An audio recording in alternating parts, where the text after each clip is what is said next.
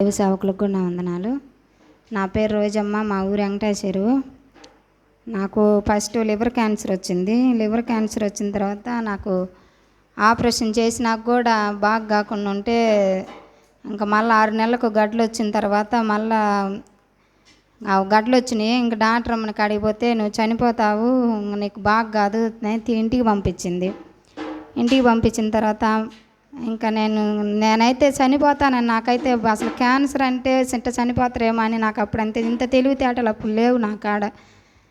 ఇంకా నేను అట్నే ప్రార్థన పాస్టర్ అమ్మ సమయాల పాస్టర్ వాళ్ళు నా కోసం ఉపవాసం ఉండి ప్రార్థన చేసి నాకు ఏం కావాలన్నా ఎండనక గాలనక నాకు మధ్యాహ్నం కాడ అట్టడి మాత్రలు అయితే తెచ్చిచ్చేది. జ్వరం వచ్చినప్పుడల్లా నా కోసం ఎంతో ప్రయాసపడి ఉపవాసాలు ఉండి ప్రార్థన చేసిన దైవ సేవకులకు కూడా ఏమిచ్చి వాళ్ళ రుణం నేను తీర్చుకోలేను. ఇంకా అట్టున్నప్పుడు మళ్ళీ నాకు ఇంకా కిడ్నీలు ఊపిరితిత్తులు అన్నీ చెడిపోయినాయి. శ్వాస కూడా రాదు, అన్నం తినలేను. అట్టున్న పరిస్థితిలో నా కోసం పాస్టర్ వాళ్ళు మా ఇంటికి వచ్చి ప్రార్థన చేసిన తర్వాత ఇంకా మరలా నాకు బాగైంది.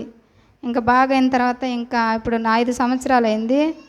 మళ్ళీ నాకు ఈ లివర్లో నుంచి గుండెకి ఒక చిన్నది నరం ఉంటుందంట, చిన్న యాంటికల జవ్వు అంత నరాలు, ఒక నరం రక్తం ఆడదు. నాకు ఏదన్నా ఎక్కువ పని చేసినా, ఏదన్నా టెన్షన్, ఎవరన్నా ఏదన్నా చెప్పినా ఊరికి ఆలోచన టెన్షన్ కానీ వచ్చి అంటే అమ్మటే గుండెలో నొప్పి వచ్చేది నాకు. అట్టు ఉంటుంది నాకు. వచ్చినప్పుడు ఇంకా అట్టుంటే నాకు ఎక్కువ నొప్పులు వచ్చుంటే డాక్టర్ అమ్మకి అడిగిపోతే హార్ట్ అటాక్ ప్రాబ్లం కాడికి ఇంకా ఎక్కువ ప్రమాదమైంది అమ్మ, ఇది రక్తం ఆడలేదు కదా, నువ్వు ఎక్కువ పని చేయగాక, ఎక్కువ ఆలోచన చేయొద్దు, ఏం టెన్షన్ తీసుకోగాక అని చెప్పింది. చెప్పిన తర్వాత నేను ఇంక పని చేయకుండా ఉంటే మాకు ఎవరు చేసేవాళ్ళు లేరు. అయినా నేను పని చేసుకుంటున్నా. దేవుడు నాకు ఫస్ట్ క్యాన్సర్ వచ్చేటప్పుడు చెప్పిండు, నీకు క్యాన్సర్ వచ్చుండదని దేవుడు నాతో మాట్లాడే చెప్పిండు. మళ్ళీ నాకు క్యాన్సర్ తీసేటప్పుడు కూడా నాకు అట్నే యేసు ప్రభు కనపడి మరణము నిన్ను దాటిపోతుంది, నీకు పునరుద్ధమైన శక్తిని బలం ఇస్తాను, నువ్వు నా వైపే ఉండని నాకు దర్శనంలో కనపడింది. దర్శనంలో కాదు, మేలుకొని ఉంటేనే కనపడి చూపెడుతుండ్రు నాకు.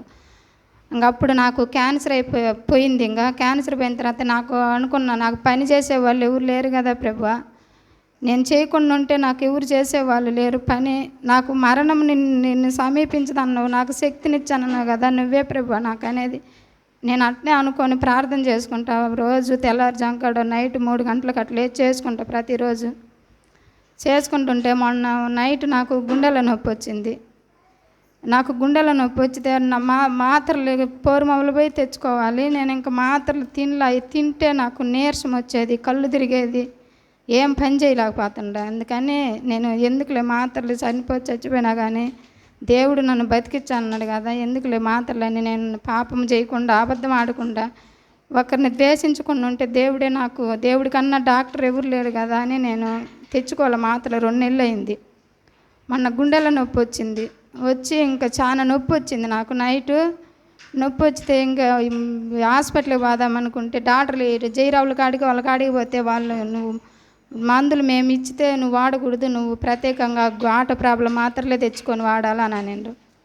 ఇంకా నేను పండుకొని ఇంకా గుండెల నొప్పి వచ్చింది, అసలు బుస్స ఆడలేదు. నేను అనుకుంటున్నా, ప్రభువా నా గుండెల నొప్పిని తీసేయి ప్రభువా, నేను ఎప్పుడైనా నాకు అబద్ధం కాదు, నేను ఎప్పుడైనా నాకు బాగలేకుండా ఉంటే సమిలన్న అనుకుంటే నాకు అన్ని నొప్పులు తగ్గిపోతాయి. ఏది ఇచ్చినా కూడా అప్పుడు నాకు కాళ్ళు చేతులు కుంటి జ్వరం వచ్చి వాసుంటే సమిలన్న అనుకుంటా ఉంటే నాకు ఆ కుంటి జ్వరము నొప్పులు వాపులు అప్పుడప్పుడే తగ్గిపోయినాయి. అట్టా అనుకుంటా ఉన్నా. నేను అనుకుంటా ఉంటే ఇంకా నేను కళ్ళు మూసుకొని సమిలన్న నన్ను కాపాడన్నా, నా కోసం ప్రార్థన చేయన్నా, నేను ఫోన్ కూడా చేయనాటికి బ్యాలెన్స్ లేదు మా చెల్లెలు అని నేను అనుకుంటా ఉంటే ఇంకా ఆమె నేను అటు నొప్పి కొంచెం తగ్గుతూ ఉంది. ఇంకా మళ్ళీ నాకు పాస్టర్ అమ్మాయి ఆమె చనిపోయినాక నాకు ఒక్కసారి కూడా కనపరాల. నేను ఎప్పుడన్నా అనుకుండేది, అమ్మ ఇచ్చిన చీరలు నా కాడ ఇంకా ఉండే, నేను ఎగబెట్టుకొని ఉన్నా. నేను అనుకునేది అప్పుడప్పుడు నాకు ఒక్కసారి కనపడమ్మ, నువ్వు ఎట్టుంటావని. నేను ఎప్పుడన్నా మా పిల్లలతో కూడా మా మానసత వాళ్ళతో, నాకు ఆమె పెద్ద ఒక కొండ పైన ఆడ కూర్చొని ఉంది, నన్ను రా అని బైబిల్ సంకలో పెట్టుకొని రా అని నన్ను పిలుచా ఉంది. తెల్ల చీర కట్టుకొని ఉంది ఆమె. కట్టుకుంటే రా అని పిలుచుంటే నేను కొండపైకి పాకుతా పోతా ఉన్నా. సగం లక్కపోయిన తర్వాత ఆ కొండ ఇంకా నాకు సగం లెక్కపోయిన తర్వాత సగం లెక్కపోయిన ఆమె చెయ్యి ఇట్ట పట్టుకోబోతుంది నన్ను. నేను చెయ్యి అందించుంటేనే నల్లంగా ఇంకా ఆడ నుంచి ఇంక నాకు అవగాహన రాలేదు. ఆ ముప్పు ఇంకా ఆడికి సగానికి వచ్చి నాకు ఇంకా ఆగిపోయింది, ఇంకా కానపరాల నాకు.